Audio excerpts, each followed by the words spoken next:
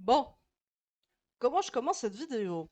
Bon bah bonsoir ou bonjour en fonction des heures où vous regardez cette vidéo. J'espère que vous allez bien. Je sais, il n'y a pas eu de vidéo tuto Minecraft, mais c'est juste que je ne trouve pas de monteur et si vous voyez cette vidéo, c'est que j'ai trouvé un monteur entre-temps. Donc il y a moyen que je fasse des vidéos incessamment sous peu si tout va bien. Bon, comme vous avez vu dans le titre, bah, je vais vous parler de quelque chose qui pour moi est très important. En fait, je ne peux pas vraiment en parler à tout le monde à la base, mais au final, je me suis dit, bah let's go, on va quand même prévenir tout le monde au cas où il y aurait des gros changements qui vont subsister dans les années à venir, voire même dans les mois déjà. Donc, quel est ce grand changement? Comme vous avez vu dans le titre encore une fois, c'est par rapport à ma transition et tout le merdier. Pour ceux qui me connaissent depuis longtemps, je suis quelqu'un d'extrêmement non féminin. Je déteste tout ce qui est féminin. Vous ne verrez pas mon visage en tant que femme, ça c'est sûr et certain. Mais soit, c'est pas vraiment le truc le plus important d'ailleurs. Vous voyez déjà avec mon petit avatar de chat tout mignon, c'est déjà un bon début. Donc, je suis désolée aussi pour la qualité du micro qui est juste immonde, hein, littéralement. Et j'ai prévu de changer de micro, mais quand je vois le prix, je me suis dit, on va attendre. Littéralement, on va attendre. Bon, du coup, je vais vous parler un petit peu de ma transition parce que là, il va se passer beaucoup de choses dans cette année 2023-2024. J'ai eu un rendez-vous avec mon médecin traitant et je lui en ai parlé. Et du coup, pour 2024, je vois un endocrinologue. Oh putain, plus compliqué. Le seul d'ailleurs de mon département. Yes. Par rapport justement à ma transition, j'ai bloqué le rendez-vous et donc je commence le traitement l'année prochaine. Mais pour que vous puissiez un petit peu comprendre, cette vidéo est vraiment spéciale parce que je vais déjà en premier temps vous parler un petit peu de mon histoire par rapport à ça parce que c'est vraiment pas évident d'en parler dans le sens où au début j'étais pas du tout de ce côté-là à la base, ça c'est venu progressivement. Et puis ensuite, je vais vous dire ce qui va se passer dès que je commencerai le traitement, parce qu'il va y avoir du changement de fou. Et évidemment, YouTube ne va absolument pas kiffer, il va pas me démonétiser, ne va pas me démonétiser puisque je ne suis pas monétisable, mais au moins je irai sans censure et je peux vous dire que il y en a des choses à dire. Bon, on va commencer par le commencement, c'est-à-dire bah, du comment je suis en arrivé à transitionner. Déjà, on va parler du fait de notre existence le plus intime, c'est-à-dire, est-ce que vous avez pas déjà eu cette sensation du déblocage de vie? Vous ne savez pas ce que c'était avant, hein, évidemment, puisque vous vous rendez compte que maintenant, mais aussi loin que vous vous souvenez, quels sont vos premiers vrais souvenirs et qu'à partir de ce moment-là, vous vous souvenez plus ou moins des choses correctement? Pour faire les choses simples, est-ce que vous vous souvenez du moment où vous savez que vous existez? En gros, moi je me souviens, j'étais dans mon lit, dans mon grand lit superposé d'ailleurs. Je me suis réveillée et pourtant un petit peu avant, j'avais deux trois souvenirs random d'un passé que je me souviens même plus des jours, des dates et de l'heure. Par exemple, vous partez en voyage avec vos parents, vous vous souvenez de deux trois éléments, mais après gros trou noir jusqu'au jour où il y aura d'autres souvenirs qui vont apparaître. Et bah pour ma part, ce déblocage a commencé entre 4 et 5 ans. J'étais dans mon lit et puis là, je vois mes bras. Je vois mes bras. Je commençais à toucher au niveau de mes bras, au niveau de ma tête. Je voyais que je pouvais être fluide dans mes mouvements et tout le tintouin qui s'ensuit. En gros, j'ai le souvenir de mes sens. C'est-à-dire que je me souviens que je respire, je me souviens que je vois, je me souviens que j'écoute, que j'ai le goût, etc. Et tout ça, c'est arrivé à l'âge de mes 4-5 ans, donc je commence à me toucher, etc., au niveau de mes bras et tout ça pour montrer que j'existe. Donc je ressens que j'existe, donc je me dis, ok, on va faire une vie normale, tu vois. Et puis je descends de l'échelle avec bah, pas le souvenir d'avoir ni monté la veille, ni descendu les jours d'avant. Donc je rentre enfin, dans le couloir et tout, je passe, et puis là j'entends ma mère dire coucou ma fille, viens déjeuner, c'est l'heure. Et là, c'est là où j'ai eu le déclic en disant je suis une fille. D'accord. Bah, en fait, je connaissais même pas le genre ou ou l'identité de genre à ce moment-là. Je connaissais pas. Je ne savais pas ce que c'était qu'une fille et un garçon. Je voyais qu'il y avait des différences entre un individu et l'autre, mais je ne savais pas ce que c'était une fille et un garçon. Et puis, je prends mon petit déjeuner tranquille, je pars à la salle de bain, je me regarde dans les grands miroirs, parce qu'on avait un grand miroir juste au-dessus des lavabos, et c'est là que je me qualifie du corps euh, au genre, c'est-à-dire genre fille sur le corps que j'avais en tant que petite fille à ce moment-là. Et là, je me dis, d'accord, donc ça c'est le corps féminin, il n'y avait pas de souci. Et si je me dis, s'il y a deux individus qui existent, c'est-à-dire fille, garçon, ça veut dire que le corps des garçons est différent aussi. Bon, de toute façon, ça se voyait au niveau du comportement, ça se voyait au niveau des goûts, des couleurs, etc. Et moi, de toute façon, je m'en foutais, je me suis dit, fille, garçon. Voilà, et là, ça s'arrêtait là. Et puis, vous savez, quand on est enfant, on est dans notre monde de jeux, de couleurs, de paillettes et tout ça. J'ai eu bien évidemment mes périodes de filles extrêmes, c'est-à-dire, vous savez, la période où vous aimez le rose, les paillettes, les princesses et tout ça. J'ai eu cette période-là comme tout le monde, hein, de toute façon, c'est normal que vous l'avez. Et puis, bon, il y avait, donc j'associais mon corps féminin en tant que fille. Mais je savais pas pourquoi, mais instinctivement, je me suis dit, ah putain, j'ai l'impression d'être plus faible que les garçons. Mais vraiment, c'était instinctif. Je me suis dit, pourquoi la fille est plus faible que le garçon? Pourquoi l'homme est classe et la fille est pas ouf? Enfin, moi, en tout cas, déjà, dès petite, je savais déjà ça instinctivement, en fait. C'est arrivé comme ça. Et puis, quand j'ai regardé les goûts féminins et les goûts masculins, bah, je voyais mon frère jouer aux jeux vidéo, il avait des jeux aussi très masculins, des jeux de société masculins et tout ça. Et moi, j'ai appris aussi à jouer avec ces genres de jeux. J'avais des dinosaures, bah alors ça par centaines, parce que j'aimais trop ces bestioles-là. Je sais pas pourquoi, je voyais une grande puissance, une majesté incroyable et tout. Et ben moi, je mélangeais carrément techno à l'époque, Barbie, dinosaures et Lego. Je mélangeais tout ça et je faisais mon univers. Vraiment, j'étais vraiment spécial déjà dès mon plus jeune âge, c'était incroyable. Et ça a continué jusqu'à... bah, en vrai, les jeux comme ça, j'avais continué en vrai jusqu'à l'âge de mes 14-15 ans quand même. J'ai joué à ces jeux. Bon, pas les Barbie évidemment, mais tout ce qui concerne Lego, dinosaures, etc. Bien sûr, il y avait les jeux vidéo qui commençaient à arriver et je jouais avec mon frère souvent. Mais restons un petit peu dans l'âge jeune, que je vous explique un petit peu ce qui en suit. C'est que, en fait, je voyais beaucoup de différences entre garçons et filles. Mais d'un côté, malgré mon côté féminin instinctif, et ben, j'étais aussi attirée, instinctive par les jouets de garçons. Tout ce qui était très garçon, j'aimais bien. Donc j'aimais bien le style masculin, etc.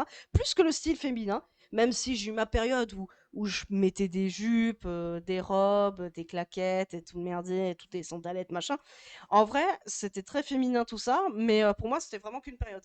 J'ai commencé, bon, je commençais à vivre quand même normalement, mais à partir de l'adolescence, j'ai eu un déclic. C'était vraiment un déclic fulgurant. C'était dès à ma puberté. D'ailleurs, j'ai eu mes règles précoces, hein.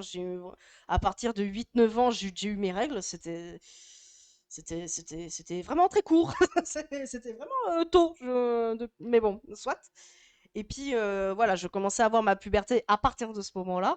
Mais là où ça s'est vraiment amplifié, c'est à partir de l'âge de mes 10 ans. Donc, j'étais en sixième à ce moment-là. De mes 10 ans jusqu'à mes 18 ans, j'étais vraiment en puberté plein pot, tu vois, littéralement. Enfin, jusqu'à les 15-16 ans. Après, ça a commencé à se diminuer à ce moment-là. Bon, bah là, en fait, il y a eu ce côté du mais putain, être une fille, c'est nul en fait.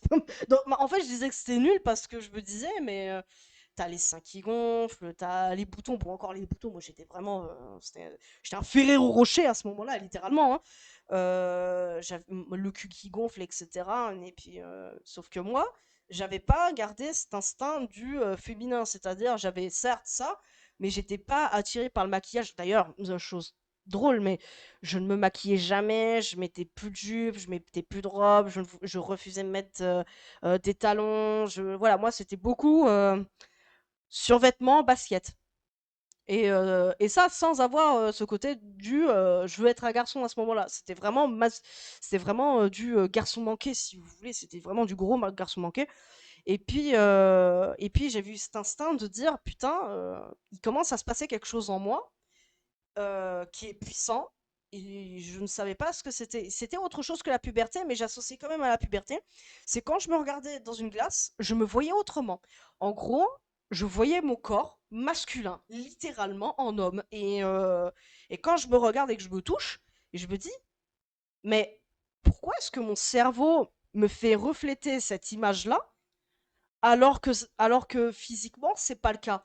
Et petit à petit, je me suis dit, est-ce que ce n'est pas les effets secondaires dus à mes hormones qui travaillent et tout ça, puisque je suis en pleine puberté? J'en ai pas parlé à ma mère ni à mes parents, enfin, tout court, mes parents et même ma famille à ce moment-là, parce que je ne voulais pas non plus leur faire montrer ce côté-là inquiet ou quoi que ce soit. Et je me suis dit, c'est juste des effets, bah, des effets de la puberté, quoi. Donc le temps a passé jusqu'à mes 16-17 ans, et c'est là où ça s'est amplifié. En fait, bon, c'est même plus qu'amplifié, c'était vraiment flagrant. C'est que à ce moment-là, j'étais avec une copine d'ailleurs à cette époque, et mes parents ont totalement refusé que je sois en couple avec une fille à ce moment-là, mais finalement ça a beaucoup changé, leurs mentalités ont beaucoup changé. Papa, toi t'as changé de mentalité en étant tout en haut là-bas. Moi, avec ma mère, ça s'est très bien passé. Mais soit. En gros, à ce moment-là, j'ai regardé, je me suis regardée dans une glace, et là, c'était vraiment plus que flagrant. Je me dis, bah, en fait, peut-être que mon corps n'est pas moi, en fait. Si mon cerveau me fait flasher depuis toujours le fait que je sois un masculin, c'est qu'il y a une raison quelque part. Et à chaque fois quand je me lavais et que je me touchais les seins à ce moment-là pour me laver, forcément je me lavais en dessous des seins, c'est normal. Bah en fait ça me répugnait littéralement parce que je me dis mais putain c'est pas moi ce corps, je n'aime pas ce corps et c'est pas moi. C'est là où ça s'est vraiment amplifié, c'était après la puberté où ça s'est encore amplifié à ce moment-là. Et c'est là que je me dis, ok, c'est pas la puberté, c'est autre chose. J'en ai toujours pas parlé à ma famille pendant ce temps-là, mais par contre, je commençais à avoir un comportement de plus en plus masculin instinctivement. Même pas j'y pensais à mon corps féminin ou quoi que ce soit, j'avais vraiment le comportement typique d'un homme, ou qu'on peut clarifier d'un homme. Donc je portais des vêtements masculins, je traîne beaucoup avec les hommes, je détestais sortir. Faire les magasins, c'est pas moi. Me maquiller, je ne veux pas. Les strings, tu oublies. Même les soutiens-gorge, à un moment donné, j'en avais ras le cul. J'ai pris des brassières. Et heureusement d'ailleurs, et ça me sauve bien la vie parce que ça me détruit moins le dos, littéralement. Et bah, je commençais à avoir le comportement de plus en plus masculin, au point que j'ai même voulu apprendre à pisser debout. C'est là où je me suis dit, je vais peut-être un peu loin, donc on reste sur le classique assise, hein, mais ouais, j'ai vraiment tenté d'apprendre à pisser debout, mais c'était pas classe pour le corps, en tout du moins, dans lequel je vivais, c'était pas classe. Du coup, j'ai abandonné l'idée et je fais en sorte, bon, bah, ça reste comme ça, quoi, littéralement. Bon, du coup, j'ai laissé passer ce temps-là, ça s'est amplifié encore et encore et encore, c'est resté instinctif. Et chaque jour qui passait, je pouvais pas m'arrêter de penser, de dire putain, il faut que je sois un homme, il faut que je devienne moi, j'en peux plus. Et il y a plusieurs façons aussi de devenir un homme, mais je ne savais pas comment. J'ai commencé à faire des recherches. Et c'est là que j'ai appris le dysphorie, si ça se dit bien comme ça. En gros, ton corps et ta tête, en fait, se mélangent très mal et tu te vois autrement. Bon, c'est exactement grosso merdo, c'est ce que j'avais compris. Et là, c'est là que j'ai appris le dysphorie de genre. En gros, c'est ton sexe de naissance n'est pas compatible avec ton identité de genre, en fait. Ton identité. Parce que sexe, fille, genre féminin. Voilà, comme ça, vous voyez un peu la classification. Bah, moi, c'était sexe, fille, genre masculin. Littéralement. Dans ma tête, c'était comme ça que ça se passait. Et je peux vous dire qu'à un moment donné, ça me faisait un mal-être quand même assez profond puisque je me suis déjà scarifiée à plusieurs reprises à cause de ça, parce que je ne voulais plus de ce corps, littéralement. Et quand j'ai appris que j'étais adoptée, merci bien, et ben en fait, quand j'ai appris que mes géniteurs sont immondes au possible, et ben je me suis dit, bah raison de plus de littéralement changer de genre, changer de peau, changer de corps, parce que je ne veux plus m'associer aussi à ces géniteurs du démon, littéralement. J'en parlerai pas plus que ça parce que c'est vraiment quelque chose de privé et ça, par contre, il faut vraiment aller au fin fond de mon être pour comprendre. Et bon, et c'est là que c'était quand vous savez vraiment, parce que j'ai fait quelques recherches entre-temps, mais quand est-ce que j'en ai réellement parlé à ma tante de ça, parce que c'est la première personne à qui je lui en ai parlé. Bah, c'était l'année dernière. Bah, c'était vraiment, ouais, bah, c'est ça, septembre de l'année dernière. Je lui dis, écoute, Tata, je veux te dire quelque chose qui est, qui est vraiment privé. Est-ce que je peux te faire confiance? Elle me dit, oui, vas-y, dis-moi. Je lui dis, bah écoute, je souhaiterais changer de genre, je ne veux plus de mon corps féminin. Et elle me dit mot pour mot, eh bien, c'est un peu tard quand même, mais heureusement que je suis là pour l'entendre. Et je fais comment ça? Elle me dit, ah, mais tu sais, ça fait un moment quand même qu'on t'a tenté de le dire à un moment donné. Et je sais pas ce que tu t'y attendais? Oui. Ah bah parfait. Parfait. Et je dis bah écoute, bah qu'est-ce que t'en penses? Elle me dit bah tant que tu es bon pour le moment elle me met genre en féminin, mais ce qui est normal, je vous expliquerai pourquoi plus tard. D'ailleurs toute ma famille aussi, bon, ça j'expliquerai après aussi. Elle me dit bah écoute ma fille, ma petite, si tu veux changer de genre, quand bien te fasse, tant que tu es heureuse dans ce nouveau corps, on n'a pas le droit de dire, enfin on n'est personne pour te dire qu'est-ce qui est bien pour ton corps. Donc je lui dis, bah écoute Tata, ça me fait plaisir, mais j'aimerais en parler à ma mère, mais j'ai un peu peur de sa réaction, parce que vu que ma mère, elle travaille, et que psychologiquement, ça ne va pas de base, à cause du travail justement, et qu'elle ne peut pas changer, et bon, ça reste privé du coup. Mais voilà, donc je lui dis, écoute Tata, j'aimerais en parler à ma mère, mais je ne sais pas quelle réaction elle aura à ce moment-là, parce que c'est quand même quelque chose d'assez lourd à dire. Et bon, elle connaît des choses comme genre, elle sait très bien que je suis victime de pédophilie depuis longtemps. Elle le savait et je lui en ai parlé aussi récemment. Et d'ailleurs, j'en suis tombée malade à cause de ça.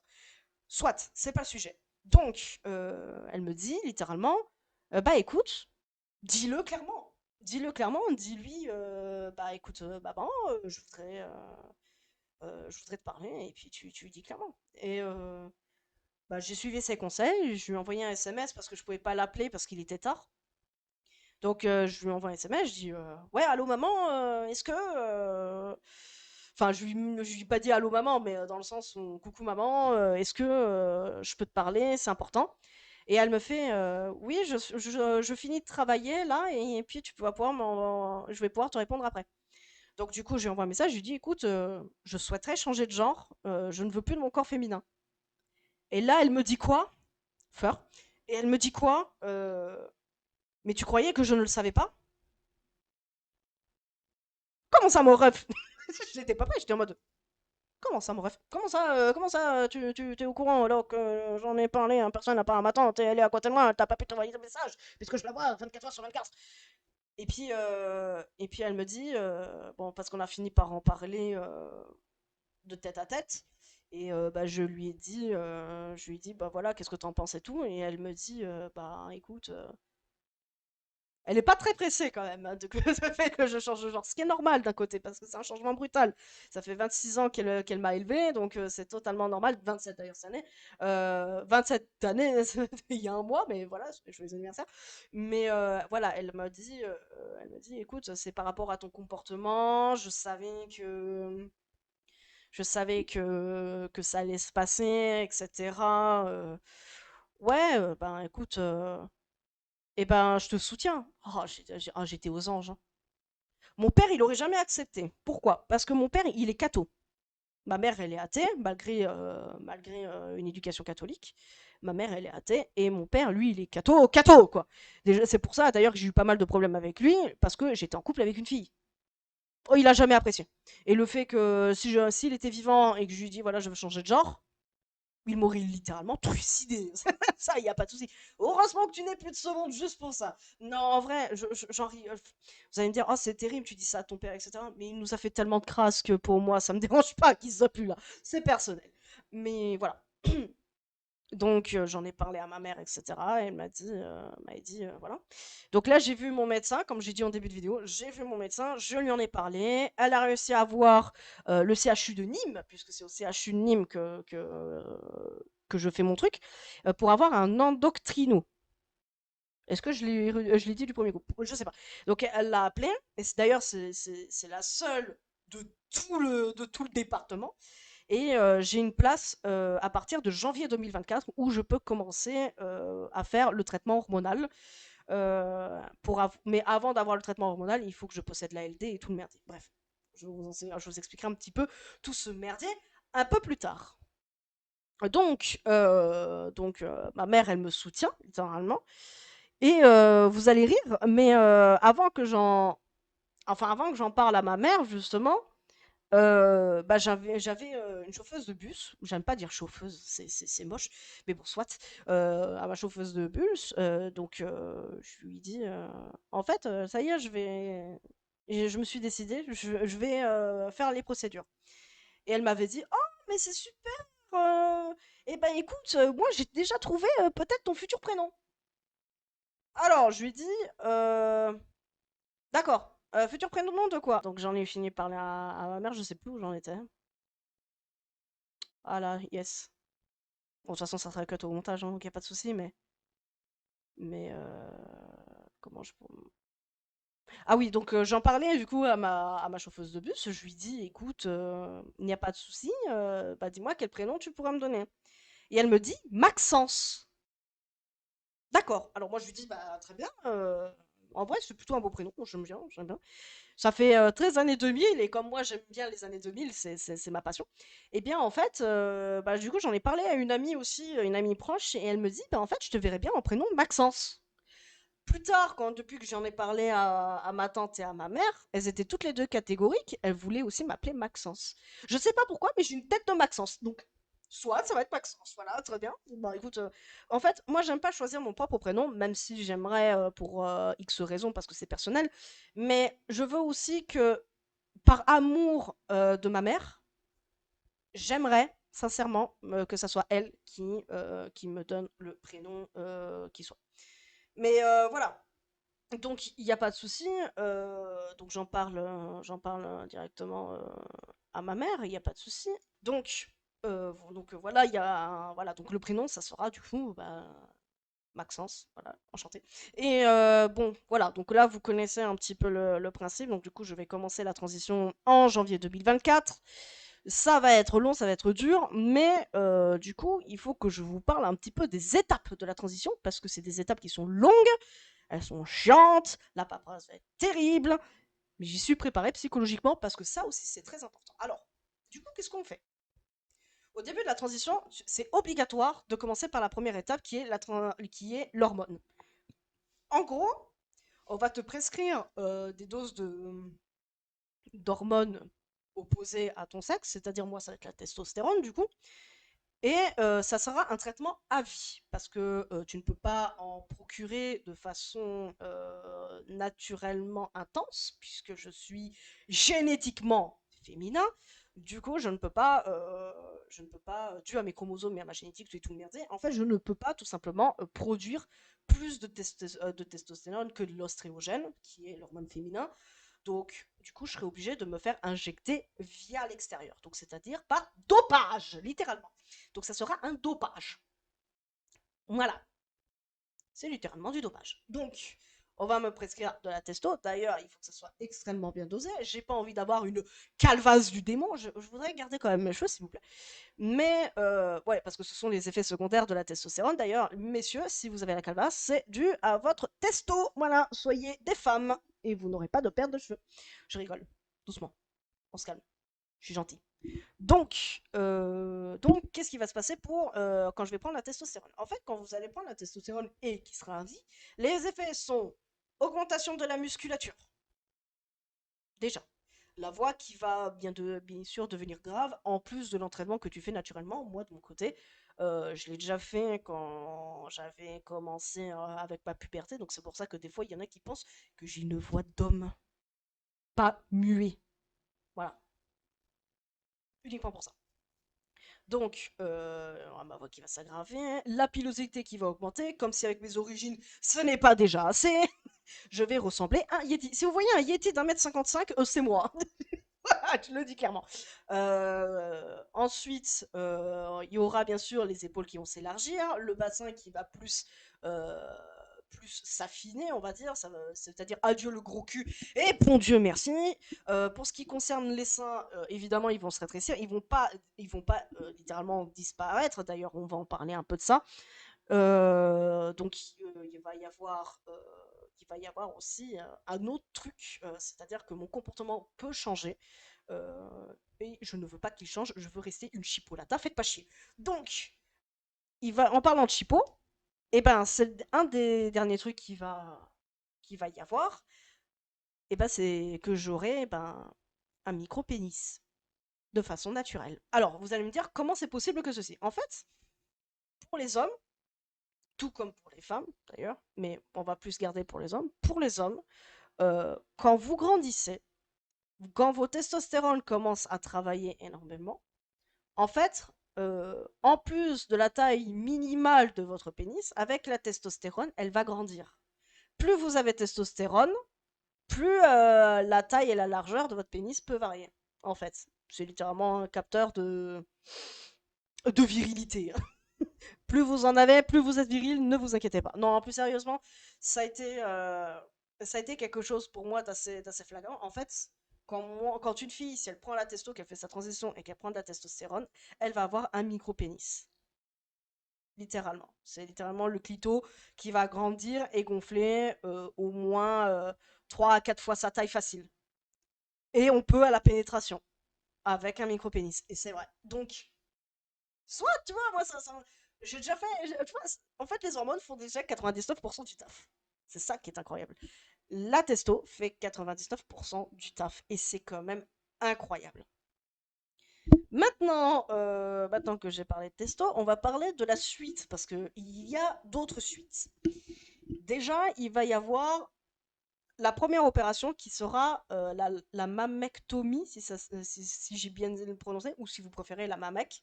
En gros, c'est carrément retirer les seins. Alors moi, il faut retirer les seins et en plus, il me faut réduire les espèces d'auréoles qu'il y a autour des tétons parce que ils sont quand même assez énormes, je vais pas vous mentir. Et en fait, moi, ils vont être au moins facilement réduits de moitié et puis voilà. Et en plus, ils vont me retirer la poitrine et j'aurai des pecs, puisque la testostérone, avec la musculature, et ben j'aurai des pectoraux. Littéralement. Donc ça, déjà, il manquera plus que la muscu et puis on est bon en fait. J'aurai 2 doses de testo, littéralement. Ensuite, il y a deux autres opérations. La plus barbare, la phalloplastie. Et l'autre, la métaï... Je sais plus comment ça se dit. Attendez, je vous le dis ça, je sais plus. Je sais plus, je sais plus du tout. Faut que je retrouve.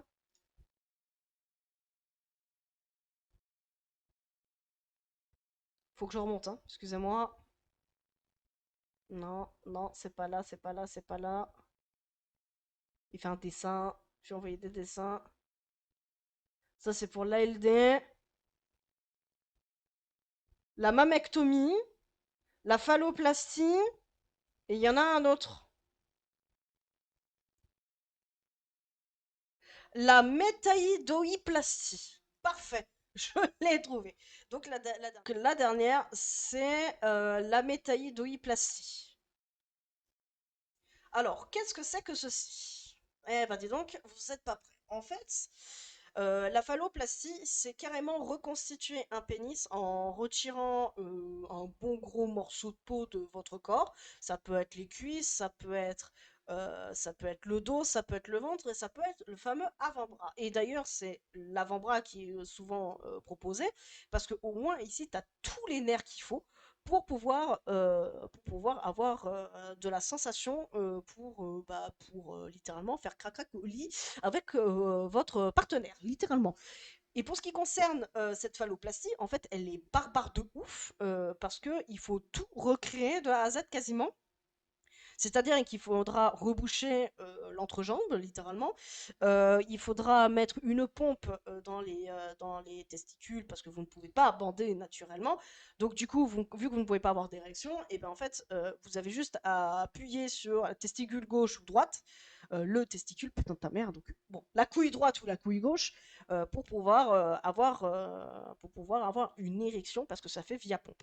Ensuite, pour ce qui concerne la métaïdoïplastie, j'ai réussi à le dire du premier coup, alléluia, c'est en fait utiliser ce qui existe déjà dans ton corps pour fabriquer un pénis complet. La métaïdoïplastie, c'est quelque chose qui dure beaucoup moins longtemps que la phalloplastie, c'est-à-dire au niveau de l'opération, c'est-à-dire la phalloplastie c'est au moins 10 heures d'opération en fonction des chirurgiens, et la métaï c'est 3 4 heures. Et je sais que je vais passer par là parce que je ne peux pas rester endormie, anesthésiée généralement très longtemps. Donc ça va être plus ou moins ça. Et en fait, tu vas avoir des prothèses testiculaires, c'est-à-dire à l'intérieur, on va quand même te fabriquer les testicules. Tu vas quand même pouvoir bander de toute façon au naturel, mais il sera un peu moins propre que la phalloplastie, où tu auras vraiment la sensation du vrai pénis masculin, alors que l'autre, tu vas utiliser ce que les hormones auront fabriqué, c'est-à-dire un micro-pénis et moins large, justement. Et du coup, tu vas juste utiliser ce qui est dans ton corps pour pouvoir, je pense, par tes organes génitaux, ils vont l'utiliser pour pouvoir faire le contour et tout le merdier pour faire un pénis, littéralement. Un pénis utilisable. Mais dans les deux cas, il y a un inconvénient majeur, c'est pas uniquement le prix, bon le prix parce que vu que si tu possèdes la LD31, tout est remboursé, il n'y a pas de souci. Mais en gros, si tu fais une de ces deux opérations, elles auront de toute façon toutes les deux les mêmes inconvénients. C'est-à-dire que tu ne peux pas ni bander naturellement, enfin tout du moins pour la phalloplastie, l'autre c'est possible, mais il faut que le chirurgien soit propre, littéralement. Euh, et l'autre, ben, tu ne peux juste pas éjaculer. Les deux, tu ne peux pas éjaculer parce que tu n'auras pas littéralement des greffes d'organes. Tu n'as aucune greffe d'organes. C'est littéralement on te retire et on te fabrique artificiellement tout le merdier. C'est tout, littéralement. Du coup, du coup, après ça, bah, quoi qu'il arrive, vous devez prendre la testostérone à vie. Enfin, moi, en tout cas, je vais prendre la testostérone à vie. Et c'est quelque chose qui, pour moi, ne me dérange pas. D'ailleurs, pour ce qui concerne la prise d'hormones, on va revenir vite fait là-dessus. C'est soit par piqûre, soit par gel. Le gel n'est pas remboursé. Par contre, la piqûre est remboursée. Les deux font exactement les mêmes effets. Sauf que si t'es phobique des piqûres, t'es dans la merde. Tu payes, littéralement. Et tu te fais piquer au niveau du cul. Je rigole au niveau du bassin. Mais avant, tu pouvais te faire piquer au niveau du cul. Sachant qu'on est tous sensibles aux chatouilles au niveau des fesses, je ne suis pas sûre que ça soit vraiment une bonne idée de faire un vaccin au niveau de ton arrière-train. Mais soit, tu vois. Et moi, je préfère largement qu'on me fasse pour les premiers temps par une infirmière ou quelqu'un. Mais d'un autre côté, si je veux le faire solo, j'aimerais quand même me faire un peu avec le gel. Avant, tu pouvais aussi avoir quelque chose qui était remboursé. C'était par gélule. Sauf que ça a été retiré en France il y a quelques années. Du coup, ben, c'est KO pour moi. Je ne peux pas l'utiliser et c'est bien dommage. Mais si je peux éviter 10 000 fois juste pour une prise de médoc, ça serait un bon début. Déjà que le Doliprane, il n'aime pas trop, mais voilà quoi. Bon, bah écoutez, merci de m'avoir écouté. C'était vraiment, c'était une vidéo qui va être pour moi assez longue à mettre en place parce qu'il faut quand même que je réfléchisse aux bons mots, etc. pour que ça soit compréhensif par tous. Petite chose, je suis certes trans. Bon, j'ai pas encore commencé, mais je commence que l'année prochaine. Du coup, pour ceux qui se posent la question, est-ce que on peut t'appeler au féminin ou au masculin? Est-ce que je te parle au féminin ou au masculin? Bah écoutez, comme vous le souhaitez. Personnellement, ça ne me dérange pas puisque je suis toujours une fille actuellement, même si dans ma tête je ne le suis pas. Contrairement aux gens trans, même si on vient à me mégenrer, je ne vais pas criser puisque je suis réellement comme ça. je suis réellement trans. Donc, quand tu es trans, tu seras là, comme je vais devenir un homme, je ne pourrai jamais être un homme à 100%. C'est pas possible. Je suis trans-homme. Trans-homme, pas plus, pas moins. Il y a pas de négociation. En fait, quand vous prenez le stade féminin au masculin, vous avez femme, femme trans, non-binaire, homme trans et homme. Voilà, c'est comme l'échelle du pH, c'est exactement la même chose. T'as l'acide au basique avec le neutre au milieu, et tu as ses dérivés, et ben pour la transidentité, c'est dans les dérivés, littéralement. Donc du coup, bah, si je me calcule de femme à homme, bah, du coup je serais dans un pH de 8. Ouais, entre 8 et 9, littéralement. C'est ça. Du coup, si vous avez des questions à poser dans les commentaires, il n'y a pas de souci. Vous pouvez, je les répondrai aussi vite. Sinon, je live sur Kik et Twitch. Les liens seront dans la description. Merci de m'avoir écouté. Soyez respectueux dans les commentaires. Et pour ce qui concerne des questions plus privées, n'hésitez pas à venir dans mon Discord, qui est dans la description aussi. Je peux vous y répondre. Vous m'envoyez un MP là-bas et puis je vous répondrai. Il n'y a pas de souci. Sur ce, portez-vous bien. Désolé pour le manque de contenu, mais c'est un peu compliqué. Sur ce, merci et à la prochaine. Ciao!